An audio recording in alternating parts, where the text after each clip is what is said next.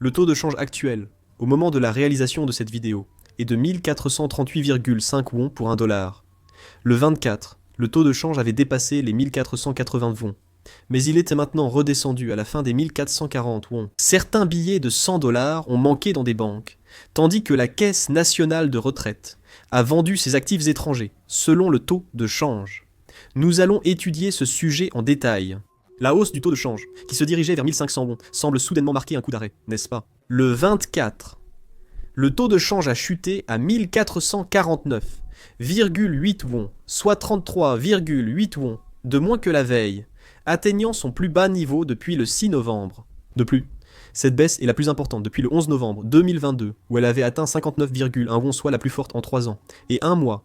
Les autorités monétaires ont récemment annoncé plusieurs mesures sur le taux de change, surtout le 24.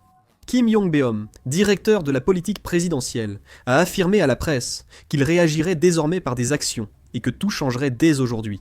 Le ministère de l'économie et des finances et la Banque de Corée ont déclaré le 24 à l'ouverture du marché des changes de Séoul qu'une trop grande faiblesse du won n'était pas souhaitable et ont émis un avertissement verbal exceptionnel. Le gouvernement affirme également ceci. Le gouvernement attribue la hausse du taux de change aux investisseurs coréens à l'étranger et souhaite les inciter à revenir sur le marché boursier national.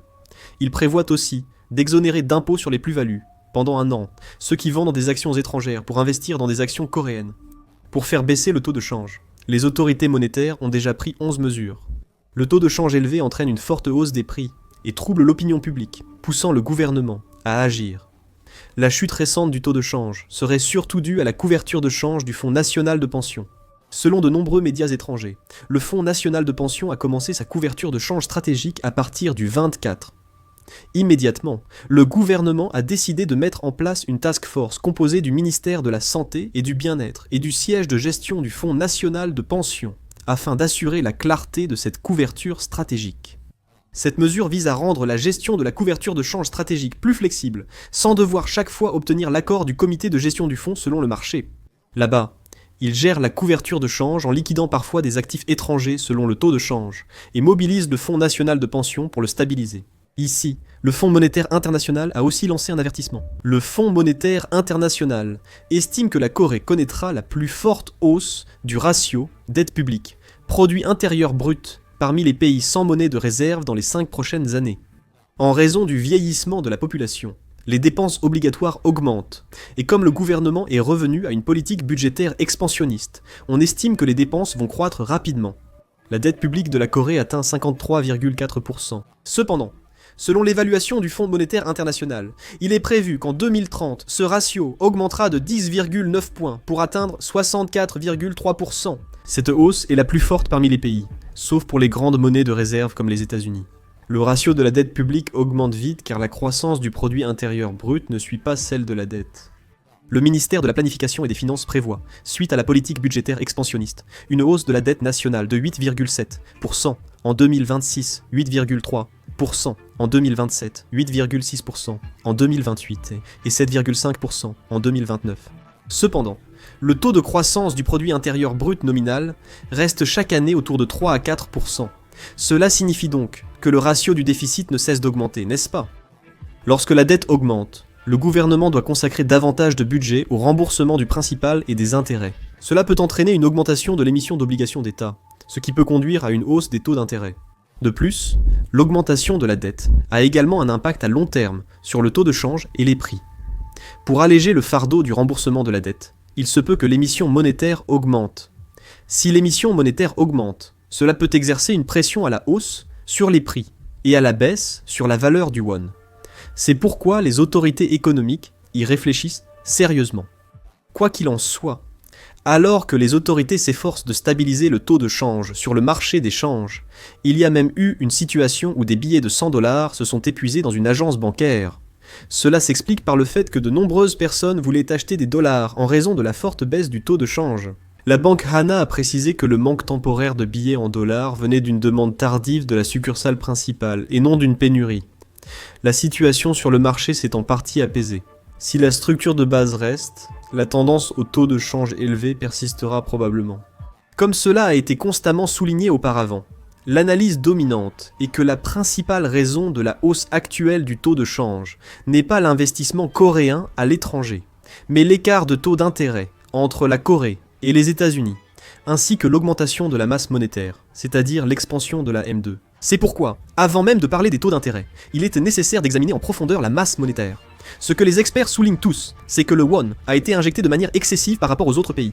En réalité, au cours des 3 dernières années et 9 mois, la masse monétaire en circulation a augmenté de 22,2%. Le gouvernement a donc constamment injecté des liquidités en augmentant ses dépenses. Après la pandémie de Covid-19, le maintien d'une politique budgétaire expansionniste, sans austérité, a naturellement entraîné un affaiblissement du won. C'est encore plus clair en comparaison avec les États-Unis, non?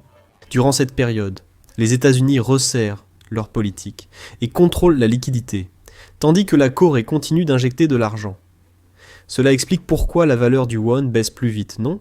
La monnaie en circulation en Corée est passée de 3 milliards 639 millions de milliards de wons en janvier 2022 à plus de 4 milliards 447 millions de milliards en septembre 2025, soit une forte hausse. En revanche, aux États-Unis, la masse monétaire n'a augmenté que légèrement, passant de 3 150 000 milliards de wons à environ 3 260 000 milliards de wons. À cela s'ajoute la question de l'écart des taux d'intérêt.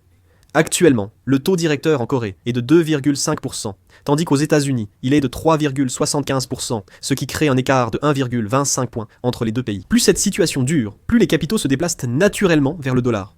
En effet, les revenus d'intérêt que l'on peut obtenir en détenant des dollars sont supérieurs à ceux que l'on peut obtenir en conservant des wons. Parallèlement, la demande d'actifs sûrs augmente, soutenant celle de dollars et maintenant la pression sur le taux de change.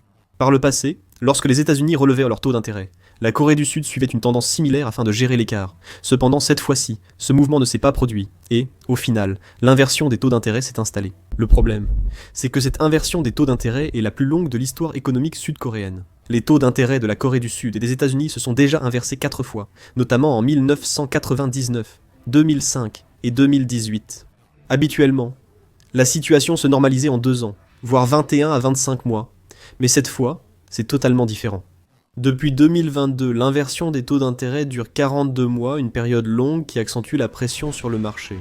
L'inversion reste marquée à 1,25 points, bien que réduite par la baisse récente des taux américains, à 3,75. Ainsi, la durée prolongée et l'ampleur importante de l'inversion des taux d'intérêt accumulent une pression sur l'ensemble de l'économie coréenne, ce qui constitue un facteur clé de la tendance à la hausse du taux de change. Des experts pensent que le taux de change restera bas à moyen, autour de 1400 won jusqu'en janvier. Tout d'abord, les paiements des exportations des livraisons de fin d'année sont souvent concentrés en janvier et février. Les filiales étrangères des entreprises coréennes transfèrent également de l'argent au siège en Corée. C'est pourquoi, généralement, le taux de change a tendance à baisser au début de l'année.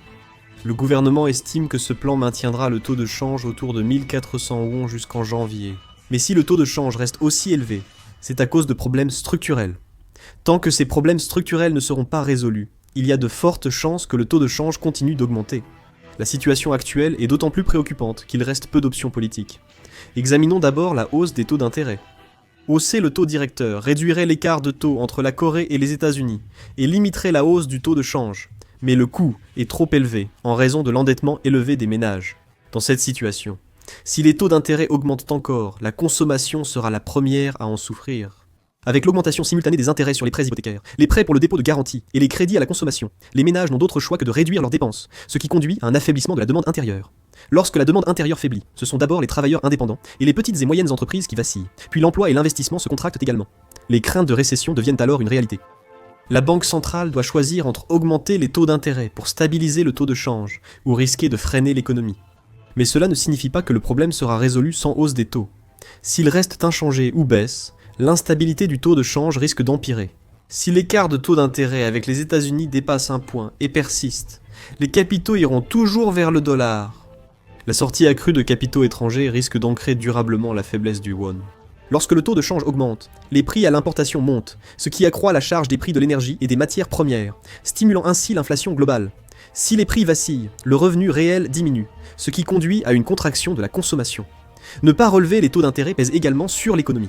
À cela s'ajoute la politique budgétaire. En resserrant le budget, on peut ralentir la croissance de la masse monétaire et atténuer la situation où trop de won circulent sur le marché. À moyen et long terme, cela peut aussi contribuer à la stabilité du taux de change. Réduire le budget implique de baisser les dépenses, notamment la protection sociale, les retraites et les aides, ce qui est un choix politiquement très difficile. Le gouvernement a déjà annoncé une politique budgétaire expansionniste, donc si l'on réduit soudainement le budget maintenant, il y aura inévitablement une forte opposition. Il y a des élections locales, dès l'année prochaine, et dans un contexte politique précédant les élections, cela est d'autant plus vrai. En fin de compte, le choix de resserrer le budget est nécessaire sur le plan économique, mais il est très difficile à mettre en œuvre dans la réalité. Ainsi, augmenter les taux d'intérêt pose problème, ne pas les augmenter pose aussi problème, et réduire le budget n'est pas non plus facile. Toutes ces difficultés se présentent en même temps. Les trois options comportent toutes des effets secondaires évidents, ce qui rend difficile de faire un choix audacieux pour l'une d'entre elles. Que pensez-vous du taux de change actuel ?